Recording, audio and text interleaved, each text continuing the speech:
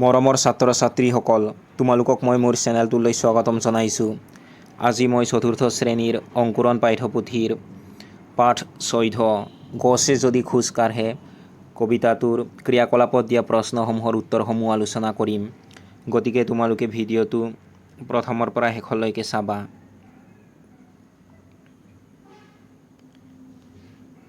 ক্ৰিয়াকলাপৰ আৰম্ভণিতে তোমালোকক দিয়া আছে পাঠভিত্তিক ক্ৰিয়া। ইয়াত তোমালোকক কৈছে পদ্যটো স্পষ্ট আৰু শুদ্ধ উচ্চাৰণেৰে পঢ়োৱা। তোমালোকে গছে যদি খোজ কাঢ়ে পদ্যটো স্পষ্ট আৰু শুদ্ধ উচ্চাৰণেৰে পঢ়িবা। তাৰ পাছত তোমালোকক দিয়া আছে পদ্যটো আবৃত্তি কৰোৱা। তোমালোকে এই পদ্যটো ধুনীয়াকৈ আবৃত্তি কৰিবলৈ চেষ্টা কৰিবা। তাৰ পাছত তোমালোকক দিয়া আছে উত্তৰ দিয়া। ক নম্বৰৰ 1 নম্বৰত দিয়া আছে পদ্যটোত আমাৰ দৰে গছেও কি কৰাৰ কথা কল্পনা কৰা হৈছে। তোমালোকে উত্তৰত লিখিবা পদ্যটোত আমাৰ দৰে গছেও কথা কোৱা আৰু খোজ কঢ়াৰ কথা কল্পনা কৰা হৈছে।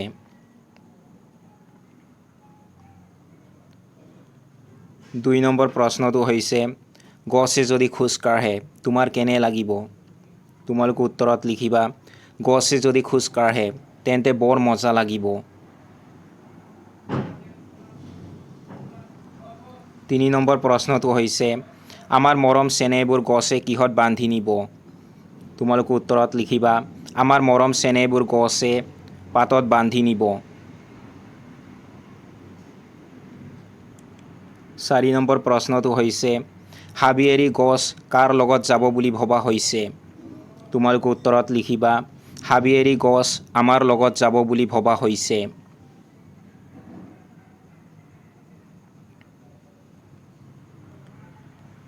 5 নম্বৰ প্ৰশ্নটো হৈছে আমাৰ লগৰীয়া কোন হ'ব বুলি কোৱা হৈছে।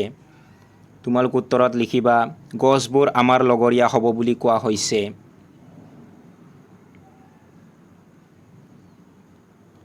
6 নম্বৰৰ 1 নম্বৰ প্ৰশ্নটো হৈছে সৰু ডাঙৰ গছবোৰ শাৰী পাতি গ'লে কি হ'ব। তোমালোকে উত্তৰত লিখিবা সৰু ডাঙৰ গছবোৰ শাৰী পাতি গ'লে দুয়ো কাষে ল'ৰা বুঢ়াই ৰ লাগি চাব।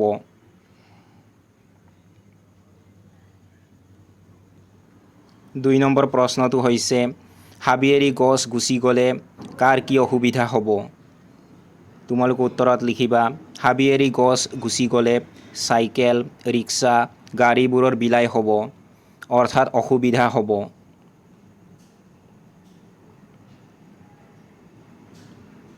3 নম্বৰ প্ৰশ্নটো হৈছে গছ তোমাৰ ঘৰলৈ আহিলে তুমি কি কৰিবা। তোমালোকে উত্তৰত লিখিবা গছ মোৰ ঘৰলৈ আহিলে মই গছ পুলি ৰোপণ কৰিম আৰু যত্ন ল'ম।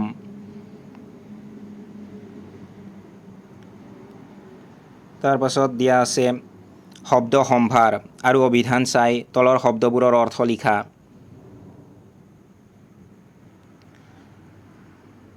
ইয়াত দিয়া শব্দবোৰৰ অৰ্থ মই তোমালোকক ইতিমধ্যে লিখি দিছোঁ।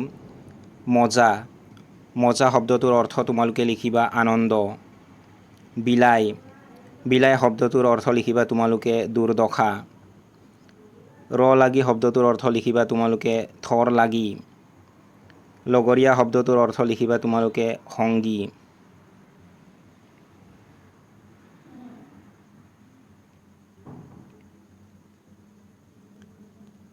তাৰ পাছত দিয়া আছে পদ্যটো গদ্য ৰূপত কোৱা আৰু লিখা। তোমালোকে উত্তৰত লিখিবা যদি গছে আমাৰ দৰে কথা ক'ব পাৰিলেহেঁতেন আৰু খোজ কাঢ়িব পাৰিলেহেঁতেন তেন্তে বৰ মজা হ'লহেঁতেন। গছে ফল আনি ঘৰে ঘৰে দিলেহেঁতেন আৰু আমাৰ মৰম চেনেহ পাতত বান্ধি ল'লেহেঁতেন। গছবোৰ হাবি এৰি আমাৰ লগত গ'লে চাইকেল ৰিক্সা গাড়ী আদিৰ অৱস্থা বেয়া হ'ব। সৰু ডাঙৰ গছবোৰ শাৰী পাতি গ'লে ল'ৰা বুঢ়াই আচৰিত হৈ চাব। এইদৰে গছবোৰো আমাৰ লগৰীয়া হ'ব।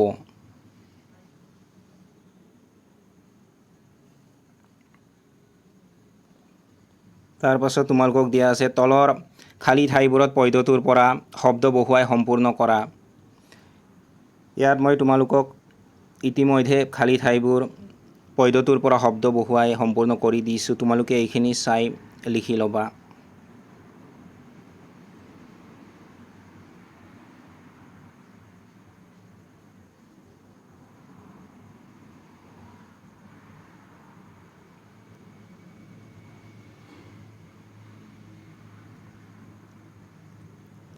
তাৰ পাছত তোমালোকক দিয়া আছে পদ্যটোত থকা যুক্তাক্ষৰ দুটা ভাঙি দেখুৱাই দুটাকৈ শব্দ লিখা।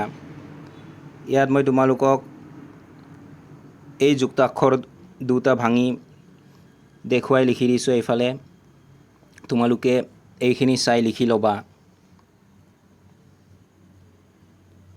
তাৰ পাছত তোমালোকক দিয়া আছে যুক্তাক্ষৰ গঠন কৰা। মই তোমালোকক ইতিমধ্যে যুক্তাক্ষৰ গঠন কৰি দিছোঁ। এইখিনি চাই তোমালোকে লিখি ল'বা।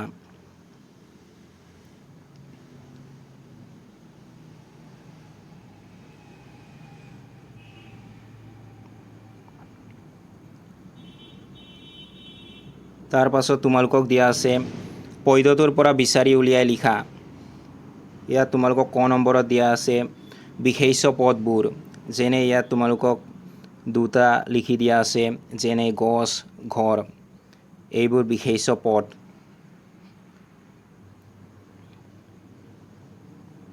তাৰ পাছত তোমালোকক খ নম্বৰত দিয়া আছে বিশেষণ পদবোৰ। যেনে ইয়াত তোমালোকক দুটা দিয়া আছে সৰু, ডাঙৰ। গ নম্বৰত দিয়া আছে ক্ৰিয়াপদবোৰ। ইয়াত তোমালোকক দুটা লিখি দিয়া আছে, যেনে কাঢ়ে, ক'ব। মই তোমালোকক ক নম্বৰত তোমালোকক দিয়া আছে বিশেষ্য পদবোৰ। তোমালোকে উত্তৰত লিখিবা গছ, ঘৰ, ফল, মৰম চেনেহ, হাবি, চাইকেল, ৰিক্সা, গাড়ী, ল'ৰা বুঢ়া, ভাই, পাত। বিশেষণ পদবোৰ তোমালোকে উত্তৰত লিখিবা সৰু, ডাঙৰ, বুঢ়া, শাৰী পাতি, লাগি।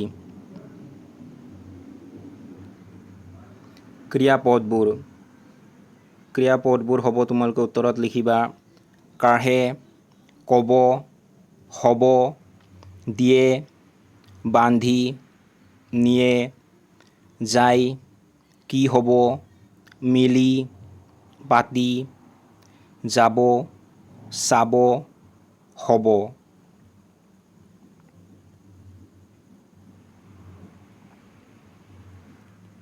তাৰ পাছত তোমালোকক দিয়া আছে তলৰ শব্দবোৰেৰে একোটাকৈ বাক্য লিখা। ইয়াত তোমালোকক কেইটামান শব্দ দিয়া হৈছে। সেইবোৰ হৈছে মজা, মৰম চেনেহ, বিলাই, লগৰীয়া। এই শব্দবোৰ ব্যৱহাৰ কৰি মই তোমালোকক একোটাকৈ শব্দ লিখি দিছোঁ। উত্তৰত তোমালোকে লিখিবা মজা শব্দটো ব্যৱহাৰ কৰি তোমালোকে লিখিবা আজি স্কুলত বহুত মজা হ'ল। তাৰ পাছত মৰম চেনেহ শব্দটো ব্যৱহাৰ কৰি তোমালোকে লিখিবা আইতাই মোক বহুত মৰম চেনেহ কৰে। তাৰ পাছত বিলাই শব্দটো ব্যৱহাৰ কৰি তোমালোকে লিখিবা গছ নহ'লে জীৱ জন্তুৰ বিলাই হ'ব। লগৰীয়া শব্দটো ব্যৱহাৰ কৰি তোমালোকে লিখিবা সি মোৰ সৰুকালৰ লগৰীয়া।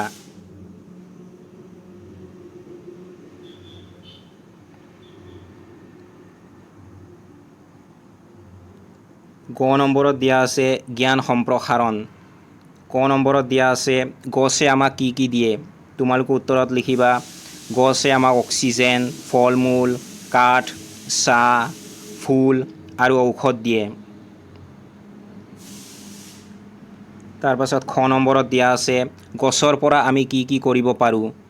তোমালোকে উত্তৰত লিখিবা গছৰ পৰা আমি ঘৰৰ আচবাব, কাগজ, ঔষধ আৰু ইন্ধনৰ বাবে কাঠ সংগ্ৰহ কৰিব পাৰোঁ।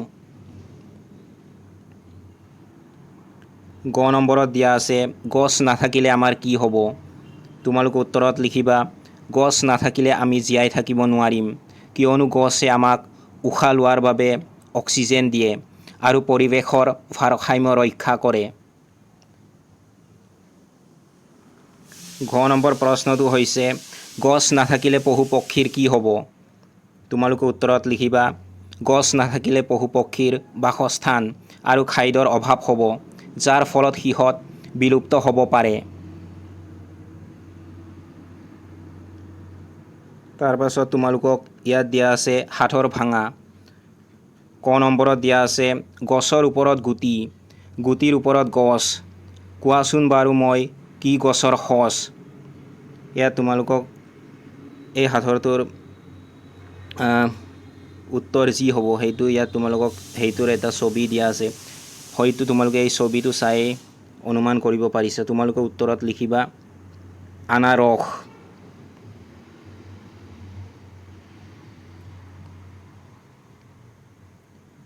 তাৰ পাছত তোমালোকক ইয়াত দিয়া আছে গছৰ পৰা আমি কি পাওঁ। ইয়াত তোমালোকক গছৰ ছবি দিয়া আছে আৰু গছৰ পৰা আমি কি পাওঁ ইয়াত লিখিবলৈ কৈছে। ইয়াত তোমালোকক এটা লিখি দিয়া আছে ফল।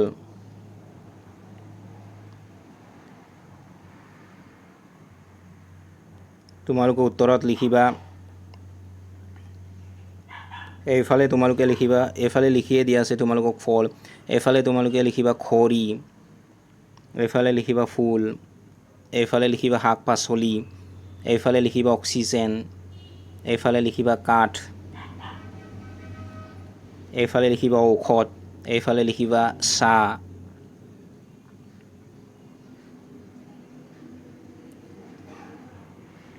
তাৰপাছত তোমালোকক দিয়া আছে ভাবি গুণি কোৱা।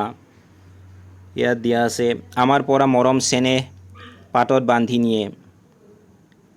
ইয়াত তোমালোকক এটা প্ৰশ্ন দিয়া আছে যিবিলাক গছৰ পাত নাই সেইবিলাকে কিহত বান্ধি নিব। এই প্ৰশ্নৰ উত্তৰত তোমালোকে লিখিবা যিবিলাক গছৰ পাত নাই সেইবিলাকে মৰম চেনেহ পাতৰ সলনি ডালেৰে বা কাণ্ডৰে বান্ধি নিব। তাৰপাছত তোমালোকক দিয়া আছে সৰু ডাঙৰ গছ মিলি শাৰী পাতি যাব, দুয়ো কাষে ল'ৰা বুঢ়াই লাগি চাব। তোমালোকক ইয়াত প্ৰশ্ন এটা দিয়া আছে ফল ফুল নলগা কাঁইটীয়া গছ যদি তেনেকৈ আহে তেনেহ'লে কি হ'ব। তোমালোকে উত্তৰত লিখিবা যদি ফল ফুল নধৰা কাঁইটীয়া গছবোৰ শাৰী পাতি আহে তেনেহ'লে মানুহৰ লাগি চাবৰ মন নাযাব, বৰং সিহঁতৰ কাঁইটে মানুহক আঘাত কৰিব পাৰে বা মানুহৰ অহা যোৱাত অসুবিধা হ'ব। তাৰপাছত ইয়াত দিয়া আছে হাবি এৰি গছ যদি আমাৰ লগত যায়। ইয়াত প্ৰশ্ন এটা দিয়া আছে আশ্ৰয় বিচাৰি অৰণ্যৰ হিংস্ৰ জন্তুবোৰ আহি যদি আমাৰ বাসস্থান পায়হি কি হ'ব। তোমালোকে উত্তৰত লিখিবা যদি অৰণ্যৰ গছবোৰ গুচি আহে তেন্তে তাত থকা বাঘ সিংহ আদি হিংস্ৰ জন্তুবোৰে আশ্ৰয় বিচাৰি মানুহৰ বাসস্থানলৈ আহিব। ইয়াৰ ফলত মানুহৰ জীৱনলৈ ডাঙৰ বিপদ আহিব, মানুহ আৰু পোহনীয়া জন্তুৰ জীৱন সুৰক্ষিত নহ'ব।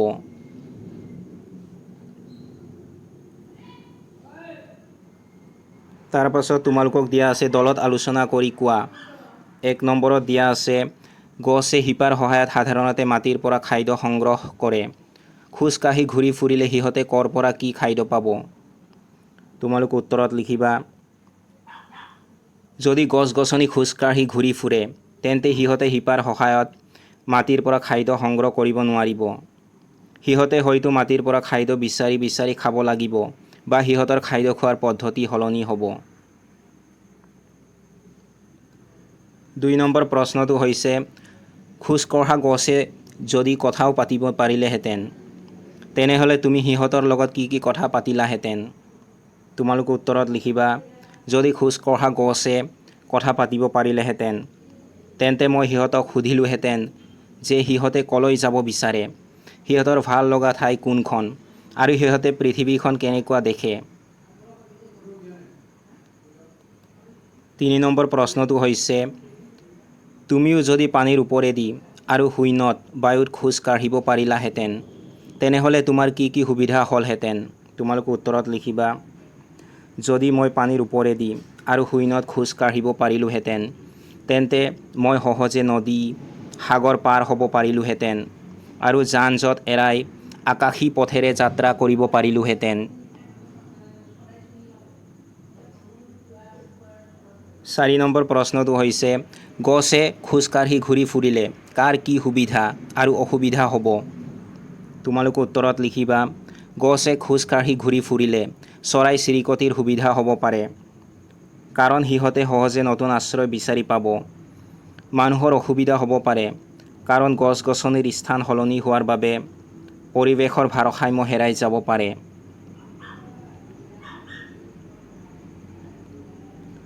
পাঁচ নম্বৰ প্ৰশ্নটো হৈছে অৰণ্য আৰু অভয়াৰণ্যৰ মাজত পাৰ্থক্য কি?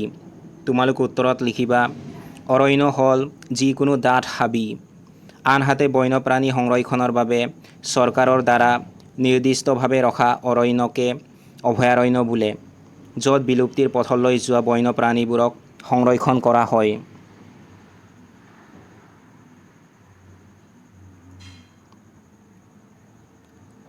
ঘ নম্বৰত দিয়া আছে প্ৰকল্প। ইয়াত তোমালোকক দিয়া আছে এথোক কলৰ সৈতে এজোপা কলগছৰ ছবি বহীত আঁকা। ইয়াত মই তোমালোকক এথোক কলৰ সৈতে এজোপা কলগছৰ ছবি দি দিছোঁ, এইখিনি চাই তোমালোকে আঁকি ল'বা।